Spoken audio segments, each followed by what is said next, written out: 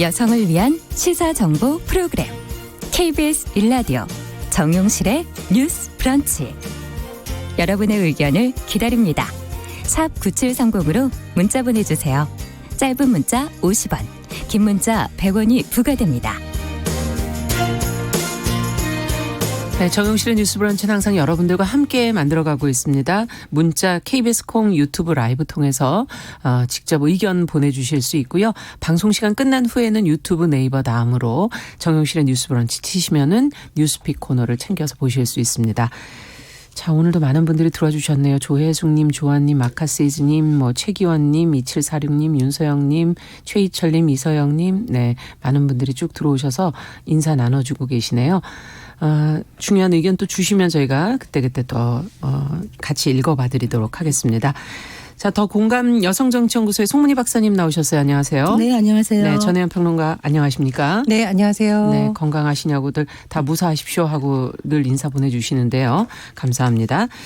자, 어제 뉴스 중에는 아무래도 박근혜 전 대통령의 옥중서신 공개됐다는 내용이 많은 분들의 관심을 끌고 있는데 미래통합당은 반기는 분위기인 것 같고요. 어떤 내용인지 먼저 정리해 볼까요? 전혜연 평론가께서 좀 해 주시겠어요? 예, 4.15 총선이 이제 약 40여일 정도 앞으로 다가왔는데요. 네. 이런 시점에서 박근혜 전 대통령의 옥중 서신이 공개돼서 관심을 모으고 있습니다. 이번 옥중 서신은 유영하 변호사를 통해서 국회 정론관에서 공개가 됐는데요. 또 친필 편지라는 점에서 또 네. 감성적인 면에서 유심히 보는 분들도 있는 것 같습니다. 내용을 조금 요약을 해드리면 박 전 대통령은 나라가 매우 어렵다라고 진단을 했고요. 관심이 끄는 대목은 기존 거대 야당을 중심으로 태극기를 들었던 여러분 모두 하나로 힘을 합쳐주실 것을 호소드립니다. 이렇게 말을 했습니다. 일단 조금 해석을 덧붙이자면 네. 거대 야당이란 아무래도 최근에 당명도 바꾸고 여러 세력을 끊어 안으려고 했던 미래통합당을 말한다는 것이 대체적인 해석이고요. 예. 또 태극기를 들었던 여러분이라는 것은 이른바 강성 우파로 불리는 지금 태극기 집회를 주도하고 있던 분들을 말하는 것이 네. 아니냐, 이런 관측이 대부분 나오고 있습니다. 또 박근혜 전 대통령은 현재 상황에 대해서 좀 비판적인 의견도 내놓았는데요. 집권 세력으로 인해 점점 더 힘들어졌고 희망이 보이지 않는다고 호소를 하고 있다라고 또 비판의 목소리를 내기도 했습니다. 또 보수 세력에 대해서는 서로 분열하지 말고 역사와 국민 앞에서 하나된 모습을 보여주길 바란다라고 강조를 했는데요. 어쨌든 미래통합당 입장에서는 굉장히 환영한다라는 입장입니다. 네. 황교안 대표가 입장문을 냈는데 통합당 중심으로의 결집을 호소한 것을 환영한다 이렇게 얘기를 했었고요. 또 김영호 공천관리위원장도 야당이 뭉쳐야 된다라는 점을 강조하면서 역시 환영한다는 입장을 내기도 했습니다.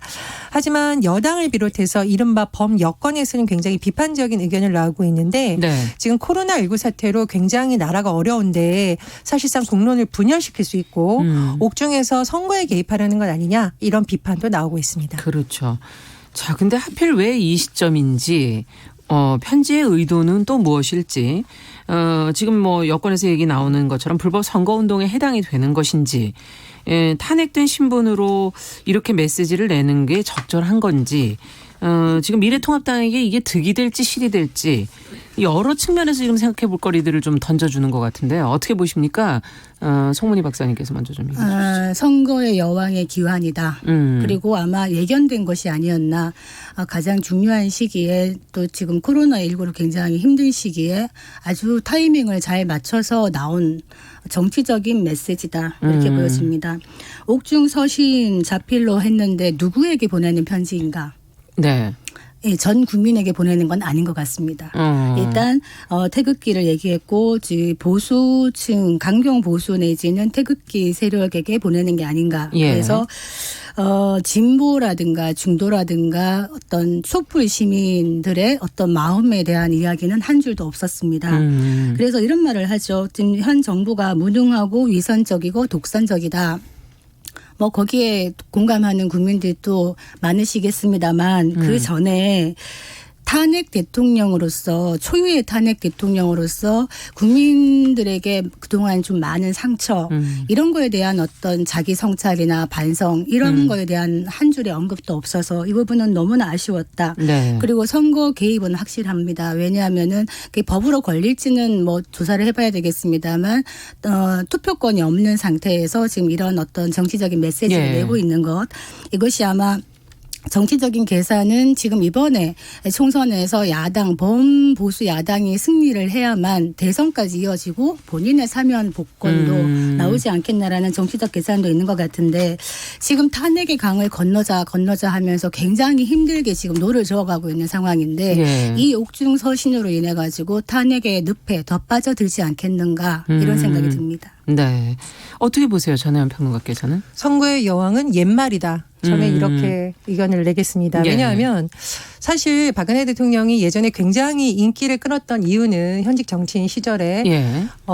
굉장히 힘들었던 보수에서의 어떤 쇄신의 깃발을 들었던 상징성이 있었기 때문이었습니다. 그런데 지금 상황을 보면 사실 이명박 박근혜 정부는 촛불을 들었던 시민들에 의해서 심판을 받았다는 것이 대체적인 평가이거든요. 예. 그런 그 심판을 받게 된 부분에는 국민들의 민심을 제대로 읽지 못했던 부분도 그렇죠. 있을 거고요. 네. 이른바 국정농단 사건으로 인해서 정부의 실책이라던가 잘못된 점에 대해서 많은 국민들이 분노했던 지점이 있습니다. 결국 박근혜 전 대통령의 탄핵과 현재 옥중에 있는 상황은 국민들의 잘못이 아니라 당시의 국정 지도자였던 박근혜 전 대통령의 네. 책임이 크거든요. 그런 상황에서 다시 어떤 미래통합당이 미래로 나가려고 말까 하는 시점에서 이런 메시지를 냈다는 건 저는 매우 부적절했다고 보고요. 특히 미래통합당이 통합이라는 말도 중요시하지만 미래라는 단어를 당명까지 바꾸면서 썼던 이유는 과거 이 보수 정권에서 잘못했던 점을 우리가 좀 개선하자라는 의미도 담고 있었거든요. 그런데 만약에 박근혜 전 대통령이 계속 옥중에서 이런 어떤 정치 활동을 한다면 결국은 예전에 이른바 박근혜 당으로 돌아가려는 움직임이 강해질 수밖에 없습니다. 예. 그래서 저는 보수가 미래로 나아가는 데 있어서 그렇게 긍정적인 작용은 없을 거라고 보고요. 굳이 정치적 유물리를 따지자면 지금 일부 이제 태극기 세력이라고 불리는 분들하고 강성 우파를 주장하는 분들 그리고 박근혜 전 대통령의 사면을 굉장히 강하게 주장했던 일부 정치인들 같은 경우에는 미래통합당과 손을 잡을 어떤 명분을 만들어주는 효과는 있을 겁니다. 네. 하지만 현 정부에 대해서도 비판적이지만 과거 정부에 대해서도 매우 비판적인 중도층으로서는 이건 좀 아니다라는 생각을 할 지점이 있거든요. 그래서 이것이 일부분은 뭐 통합 효과가 있겠습니다마는 총선이라는 전국 선거를 봤을 때는 그리 긍정적이지만은 않다. 저는 이렇게 분석합니다. 그러니까 이게 이제 선거의 여왕이 다시 한번 귀환하고 싶어서 메시지를 냈는데 그게 이번 총선에서 어떤 효과를 그렇죠. 가져올까를 한번 냉정하게 살펴본다 그러면 일단은 지금 보수 특히 어떤 박근혜 전 대통령에 대한 어떤 좀 불쌍한 마음을 갖고 있는 동정론도 있다는 겁니다. 그러면 그런 표를 또 결집하는 건 있겠죠. 범보수의 표를 결집하는 건 있는데 그만큼 또 떨어져 나가는 표가 무엇이냐. 미래통합당 현 정부에 대해서 좀 비판적이라 미래통합당이 조금 달라진다면 표를 줄까라고 약간 고개를 돌렸던 중도층이나 개혁적 보수가 이건 뭐지? 이거 도로 새누리당 되는 거 아니냐라고 하면서 자칫 지금 정권 심판론과 야당 심판론의 프레임으로 총선이 가고 있는데 네. 이것이 정권 심판론 대 전 정권 심판론으로 갈 수가 있다는 겁니다. 특히 황교안 대표가 어떻게 말을 하느냐. 이 서신에 대해서 아주 격렬한 반응을 하죠. 나라 걱정하는 마음이 느껴진다. 애국심에 가슴이 울렁거린다. 이렇게 얘기를 하는데 이것이 적절한 멘트인가. 이게 중도나 개혁적 보수가 봤을 때 황교안 대표가 역시 전 정부의 사람이었지? 라는 낙인을 또 찍기가 할 수 있는 멘트라 이런 생각을 해서 오히려 보수가 단합하는 것만큼 범진보 진영이 지금 비례 진영 만들겠다고 하는데 더 힘을 실어주는 효과도 있을 수 있다. 네. 이런 우려는 됩니다. 그렇죠. 일부 범진보 진영에서는 현 정권에 대해서 비판적인 의견이 나오긴 합니다만 만약에 박근혜 전 대통령의 영향이 강해지면 이럴 수는 없다라고 해서 오히려 결집하는 하나의 요인이 될 수가 있거든요. 말 그대로 여야 대결 구도가 강해질수록 지지층이 또 강해지는 효과도 있습니다. 그래서 그런 부분은 같이 봐야 된다고 보고요. 제가 예전에 위성정당 얘기 나왔을 때 반치광으로 성공한 사람은 송강호밖에 없다. 이제 영화를 얘기하는 거거든요. 얘기하셨었어요. 제가 예. 비유를 하나 더 해보자면은 옛날 이후로 성공한 사람은 이선희밖에 없다. 그래서 정치가 이제 좀 미래로 나아가야 되는 시점인데 자꾸 과거에 성공했던 경험을 복귀해서 잘못했던 부분을 망각하는 듯한 모습을 보이는 것은 우리 정치가 미래로 가는 데 있어서 좀 부적절하다고 봅니다. 네. 자, 다음 뉴스로 좀 가보겠습니다. 일명 그 타다금지법으로 불리는 여객 자동차 운수 사업법 개정안. 국회 법사위를 통과해서 지금 본회의 표결만 남겨놓은 상태인데 이게 조금 분위기가 반전된 느낌이 들어요. 전혜연 평론가께서 내용을 좀 정리해 주시겠어요? 타다는 기존의 택시와는 조금 다른 방식이죠. 11인승 승합차 호출 서비스라는 점에서 다르고요. 네. 이른바 모빌리티, 휴대전화를 이용한 여러 가지 플랫폼 사업과 연관되어 있다는 점에서도 여러 가지 상징성이 있었습니다. 그런데 제가 조금 이걸 쉽게 풀어서 설명을 해드리면 네. 사실 이른바 타다금지법은 지난해 10월 발의가 됐었거든요. 네. 이 과정에서 약간의 계기가 있었죠. 이 지난달 19일 법원에서 이 타다와 관련해서 무죄 판결이 났던 거 아마 기억을 하실 겁니다. 예. 법원에서는 어떻게 판단을 내렸냐. 이 타다의 서비스에 대해서 합법적인 기사가 있는 초단기 렌터카 서비스다라고 무죄를 선고했던 겁니다. 네, 그렇다 보니 렌터카로 본 거군요. 그렇죠. 그리고 검찰에서는 타다가 현행법 위반이라고 했지만 타다의 입장에서는 아니라는 쪽에서 타다의 손을 약간 들어줬던 거거든요. 예. 그래서 이 안이 조금 더 바뀌었습니다. 그래서 국토교통부를 통해서 내용이 추가됐던 상황을 보면 플랫폼 운송 사업 부분에 렌터카로 차량을 조달할 수 있다는 내용이 추가가 됐습니다. 그래서 일부 의원들은 이건 오히려 타다가 합법적으로 할 수 있는 길을 열어준 것이라고 주장을 했지만 이 법안이 통과됐을 경우에 사실상 타다로서는 큰 어려움이 예상되기 때문에 타다 입장은 좀 다른 것이죠. 왜냐하면 같은 개정안 34조 2항에 들어가 있는 내용인데요. 지금 타다 같은 경우에는 11인승에서 15인승 뭐 이른바 우리가 많이 쓰는 승합차가 이용이 되는데 이 34조 2항에 따르면 이런 11인승에서 15인승 승합차 렌터카를 임차할 시 관광 목적으로 6시간 이상 대여하거나 대여 반납 장소가 공항, 항만일 경우에 한정돼서 합니다. 그러면 사실상 타다를 그동안 이용했던 서비스 이용객들이 보면 주로 도심에서 이용하시잖아요. 그렇죠. 도심인 예. 거죠. 그러니까 현실적으로는 사실상 지금 같은 서비스는 어렵다라는 게 타다의 항변입니다. 그래서 만약에 이 개정안이 오늘이나 뭐 내일 중 국회 본회의를 통과하게 된다면 네. 법안이 공포된 1년 6개월 후에는 타다는 사실상 운행을 중단하거나 아니면 현재의 운행 방식을 완전히 개선해야 되는 상황에 놓이게 됩니다. 네. 따라서 이재용 대표는 사실상 타다가 죽었다라는 식의 비판을 내놓고 했었죠. 있는데요. 예. 이재용 대표는 국토와 국회부가 국민의 선택권을 빼앗고 과거의 시간으로 되돌렸다. 국민들께 죄송하다. 이런 입장을 내기도 했습니다. 네. 최근에 앞서 말씀해 주신 것처럼 정말 그 타다가 1심 무죄 판결을 받았는데 그때는 뭔가 사업을 좀 지속할 수 있을 것 같다가 타다 측에서도 지금 이재용 대표가 당장 기본 서비스를 중단한다고 하니까 소비자들이 중간에서 좀 힘들어지는 거 아닌가 이런 생각도 들고요. 어느 장단에 또 어떻게 춤을 춰야 될지. 그러니까 이게 제가 타다의 그 케이스를 보면서 사실은 굉장히 혼자 공부를 좀 많이 했습니다. 예. 이게 왜냐하면은 이게 타다 업체 하나의 문제가 아니라 지금 우리가 혁신 뭐 이런 얘기를 하고 규제 혁신 그리고 공유 경제 새로운 플랫폼 이런 얘기를 하는데 이것이 과연 어떤 영향을 미칠 것인가에 좀 주안점을 갖고 있는데요. 이 타다 서비스에 대해서는 두 가지 의견이 다 있습니다. 이 타다 서비스 자체가 정말 서비스고 어떤 굉장한 새로운 플랫폼이다. 이렇게 얘기하는 게 있는가 하면 그것이 아니라 그 김경진 의원 같은 경우에는 타다 금지법에 대해서 굉장히 힘을 실었었는데 이게 타다가 혁신의 아이콘이 아니고 그냥 법을 어기면서 운송 체계를 파괴하고 중개 수수료를 갈취해 나가는 것이었다라는 또 의견도 있습니다. 그래서 지금 개정안이 통과된 거는 타다를 금지한다기보다는 어떤 플랫폼 운송 사업체 안으로 제도화하겠다. 면허를 주고 하겠다라는 것인데 그럼 이것이 과연 혁신을 막는 것이냐 또 이런 논란이 있을 수 있거든요. 네. 그런데 이제 이런 게 있습니다. 우리가 혁신 산업 얘기했을 때 기존 산업과 혁신 산업이 충돌할 수밖에 없을 그렇죠. 때 그럼 어떻게 하느냐. 네. 결국에는 시장 논리에 맡겨야 되는 부분이 있는 겁니다. 소비자가 선택을 하고 시장이 경쟁하게 만들어야 되지. 그렇지 않으면 우리가 새로운 어떤 혁신을 계속 끌어오기가 힘든 부분이 있다. 그런데 정부가 지금 규제 샌드박스 이런 얘기를 많이 하거든요. 규제 샌드박스가 뭡니까? 그 안에서는 규제를 좀 유예해 주거나 풀어주거나 네. 해서 뭔가 혁신을 좀 키우겠다라는 건데 이 규제 샌드박스 자체가 잘 되고 있지도 않을 뿐만 아니라 한 4년 동안에 만약에 그 서비스의 혜택을 받으면서 새로운 서비스 산업이 컸다가 그게 나중에 금지가 된다 그러면은 졸지에 서비스를 접어야 되는 것이거든요. 네. 지금 타다 같은 경우가 될 수도 있겠죠. 그래서 이런 것들이 앞으로 신산업에 있어가지고 어떤 식으로 한국 정부가 나가야 되는가에 대해서는 사실 진지한 공론화가 필요한 이런 과정이라고 봅니다. 네, 어떻게 바라보느냐에 따라서 해석도 좀 차이가 있을 수 있고요. 전혜연 평론가께서는 어떻게 보세요?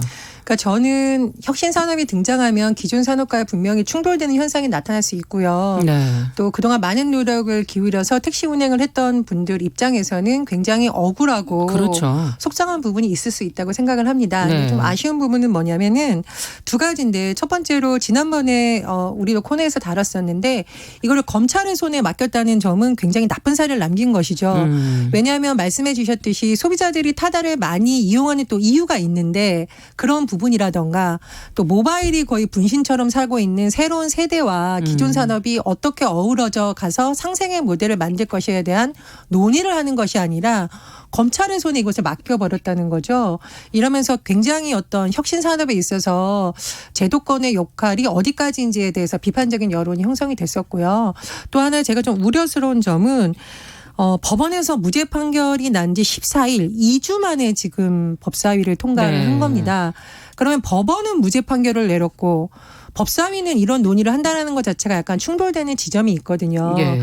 그래서 그 반대 의견을 냈던 의원들 같은 경우에는 국토교통부라던가 국토위를 통해서 조금 더 논의를 하는 것이 맞지 않느냐. 일종의 중재안을 시대에 맞게 맞춰야 된다는 주장인데요. 그런 과정을 국회에서 조금 더 거쳤더라면 이런 좀 거친 과정을 피하지 않았을까 이런 생각이 듭니다. 그래서 앞으로 여러 가지 모바일 플랫폼 서비스가 우리나라에서 최초로 시작될 수도 있고요. 해외에서 시작된 모델이 우리나라에서 들어올 수도 있거든요. 예. 그럼 그때마다 검찰의 손에 맡기거나 이렇게 부랴부랴 사건이 터진 후에야 법안을 만들 것이라는 거죠. 지금부터 그래서 미리 좀 준비가 필요하겠군요. 네, 그렇습니다. 그래서 제가 국회 역할을 항상 가져가는 이유는 국회가 지금 어떻게 보면은 4차 산업혁명 시대에 나타날 수 있는 여러 가지 문제를 심도 있게 논의해야 되는 입법기관이거든요. 그래서 이번 타다 사례를 통해서 이 모바일 플랫폼 사업에 대해서 어떤 접근을 할 것인가에 대한 논의가 좀 더 활발해졌으면 합니다. 그러니까 정부에서도 그러니까 좀 엇박자가 있는 것이 국토교통부 같은 경우에는 타다에 대해서 좀 불편한 심기를 계속 보여왔는데 그렇죠. 박영선 중소기업 벤처부 장관은 어떻게 얘기하느냐. 타다는 공유경제에 기반한 혁신이다. 그리고 검찰이 기소하고 이랬던 거는 전통적 생각에 머물러 있다. 이런 얘기를 하고 있거든요. 네. 이 부분이 정부조차도 제대로 의견 조율이 안 되고 있다. 이렇게 보여주는 것이죠. 앞으로 좀 이 부분에 대해서는 좀 깊이 있는 고민이 좀 필요할 것 같다는 그런 생각이 드네요. 저희도 계속 좀 관심 가져보겠습니다. 자, 정용실의 뉴스 브런치 도공감 여성정치연구소 송문희 박사, 전혜연 시사평론가와 함께 뉴스픽 진행하고 있는데요. 자, 지금 이제 밤사이에 코로나19 확진자가 438명, 이제 5자를 좀 떼고 4자로 좀 왔네요. 438명 추가가 돼서 누적 확진자는 5,766명이 지금 됐습니다. 자, 코로나19와 관련된 뉴스를 이제 좀 살펴봐야 될 텐데, 한시적으로라도 재난기본소득을 국민에게 좀 지급해야 되는 거 아니냐 하는 그런 제안들이 지금 나오고 있어요. 앞서 저희가 타다 얘기했을 때 소카의 이재용 대표가 이제 국민청원을 올린 것으로 지금 보도가 나오고 있는데, 어제는 정치권 또 시민단체들이 또 공동 기자회견을 열기도 했거든요. 이 내용을 좀 정리해 볼까요? 송문희 박사님. 네, 지금 코로나19 확산으로 경기 침체가 많이 되고 있는데 네. 정치권과 시민사회에서 이제 한시적으로라도 재난기본소득을 국민에게 지급하자고 얘기를 하는 겁니다. 이렇게 돈을 현금으로 지원하게 되면은 소득 보전 그리고 소비 진작 효과가 있기 때문에 우리가 아직 기본소득을 실험해 보진 않았지만 그렇죠. 이번에 한번 그 효용성도 한번 가늠해 볼 수 있겠다라는 겁니다. 4일에 국회 정론관에서 뭐 박주현 민생당 공동대표 기본소득당 시대전환 여러 당들이 이제 공동 기자회견을 열었습니다. 주장하는 바가 무엇이냐. 지금 추가 경정 예산 얘기하고 있는데요. 네. 이거를 포함해서 한 30조 원의 정부 재원이 있는데 이 중에 15조 원을 기본소득 예산으로 편성을 해가지고 네. 모든 국민에게 그러니까 뭐 소득이나 자산에 관계없이 모든 국민에게 한시적 기본소득 30만 원을 지급하자는 겁니다. 지금 정부가 임대료를 인하해 주면 왜 그 임대인에게 세액 공제를 해주고 있지 않습니까? 그리고 뭐 승용차 같은 경우에 개별 소비세를 인하한다든가 그렇죠. 이런 지원 대책이 저소득층에게는 직접적으로 바로 혜택이 돌아가지 않는다는 겁니다. 예. 그래서 우리가 이제 월급 받는 사람들은 사실 뭐 10시까지 출근하기도 하고 재택근무도 하고 뭐 이런 식으로 어느 정도의 사회적 거리두기를 지금 하고 있습니다만 하루 벌어서 하루 먹고 사는 분들이 많습니다. 지금 소상공인, 개인사업자, 월급 받지 않는 비임금 노동자 650만 명이 되는데 이런 분들에게 적어도 한 달에 30만 원씩은 2달 정도로 둬서 최소한의 어떤 생활을 할 수 있도록 자원 지원을 하자 이런 주장입니다. 네, 그렇군요. 그런데 이제 앞서 생각해 모든 국민에게 과연 그것이 맞는 건가? 어쨌든 재난 상황에서 한시적인 기본소득제 제한이다. 어떻게 보세요? 두 분께서는?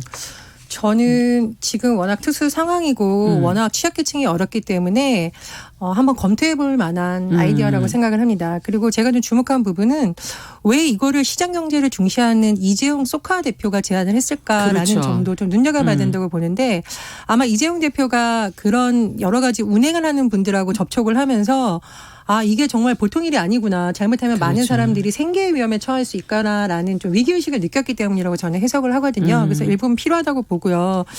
다만 이제 정부의 입장은 그런 것 같습니다. 지금 이미 이런 취지가 추경에 반영이 되어 있다라고 주장을 하는데 취지가 반영된 것일까 실제로 효과가 나는 것은 조금 차이가 있을 수 있거든요. 그래서 왜 이런 논의가 나오는지 정부도 좀 검토할 필요가 있고요. 다만 지금 국민 여론을 살펴보면 압도적으로 이걸 찬성하는 여론은 높은 것 같지 않아요. 여러 가지 통계가 지금 나오고 있는데 그래요?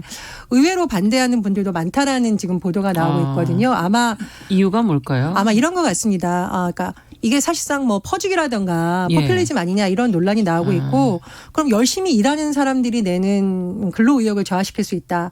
또 일정 부분 부정수급 뭐 문제가 되어 있다. 뭐 이런 것도 있을 수 있는데 저는 그런 부정적인 부분이 물론 있을 수 있지만 그건 정부에서 차단하는 노력을 해야 되는 것이고요. 이것이 항상 하자는 것이 아니라 재난 상황에서 일시적으로 하자는 것이기 때문에 일부분 검토할 수 있는 또 새로운 아이디어라고 생각합니다. 그 어떤 이런 재난이라든가 긴급 상황이 사실은 경제적인 취약계층에게 가장 먼저 피부로 가혹하게 다가온다고 그렇죠. 봅니다. 우리가 지금 마스크 사기 힘들다 이런 얘기하지만 돈 주고 가도 사기 힘들 수도 있습니다만 돈이 없어서 마스크조차 사지 못하는 분들도 굉장히 많다는 그럼요. 겁니다. 마스크뿐만이 아니라 생계가 당장 막막한 분들. 우리 예전에 송파 세모녀 사건 이런 얘기를 했는데 이게 뭐 물론 뭐 국가의 재정이라는 게 화수분처럼 포도 계속 나오면 이런 갈등이 없겠지만 주어진 재원과 세원 안에서 세금 안에서 만들어야 되는 것인데 긴급 불효한 곳이 어디냐. 지금 가뜩이나 경제가 어려웠던 참에 지금 코로나19 때문에 많이 힘듭니다. 실제로 코로나보다 더 무서운 게 경제 위기일 수도 있다는 겁니다. 그랬을 때 당장 먹고 살 수 있는 인간이 최소한의 생존을 할 수 있는 정도로 하는 것은 우리가 조금 공론화해 볼 필요는 있겠다 생각을 하는데 실제 지금 아시아 일부 국가 같은 경우에 재난 코로나19에 대처하기 위한 재난 기본소득을 지급하고 있는 나라가 있습니다. 홍콩 같은 경우에는요. 18세 이상 영주권자 700만 명에게 155만 원을 지급하겠다고 얘기를 했고요. 마카오도 모든 영주권자에게 44만 원의 현금카드 를 지원하겠다고 했습니다. 네. 우리가 기본소득 이러면 일하지 않고 놀고 먹는 사람에게 왜 돈을 주느냐라는 비판이 있을 수 있습니다만 경기도에서 그 청년 기본소득을 지금 시행하고 있거든요. 그렇죠. 해봤더니 청년들의 호응도가 굉장히 높고 이 청년들이 이걸 받아가지고 이상한 데다가 뭐 유흥업소로 간다거나 이런 게 아니라 정말 생계를 위해서 많이 쓰고 있고 청년들이 사회로 진입할 수 있는 초기 발판을 마련해주는 효과가 있다. 그래서 우리가 기본소득에 대해서 부정적으로만 볼 것이 아니라 왜 이것이 필요한가에 대해서 한번 공론하고 진지하게 의논해 볼 시기가 아닌가 이런 생각이 듭니다. 예, 말레이시아에서도 아마 특정 계층에 한해서 뭐 일회성이겠죠. 네. 한시적으로 600링깃, 그러니까 17만 원 정도를 지급할 17만 계획으로 하겠습니다. 그러니까 다른 국가들이 한 선례를 좀 검토를 해서 일부분이라도 도입할 수 있다면 한시적으로. 예, 한시적으로도 도입해볼 만한 아이디어라고 봅니다. 예. 알겠습니다. 오늘 뉴스픽 전혜연 평론가 더 공감 여성정치연구소 송문희 박사 두 분과 함께 이야기 나눠봤습니다. 말씀 잘 들었습니다. 감사합니다.